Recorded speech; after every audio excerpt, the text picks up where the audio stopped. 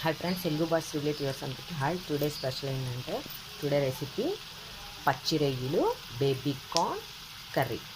ఇదిగోండి baby corn cut చేసి వేసుకున్నాను చూడండి. ఇదిగో బేబీకార్న్ ఆల్రెడీ నేను చాలా పెట్టాను. పచ్చిరొయ్యలు పులుసు, పచ్చిరొయ్యలు చేపల పులుసు, పచ్చిరొయ్యలు గ్రేవీ, పచ్చిరొయ్యలు ఫ్రై, ఇవన్నీ ప్రాన్స్తో చేస్తుంది. ఇదైతే బేబీకార్న్ పచ్చిరొయ్యలు కర్రీ.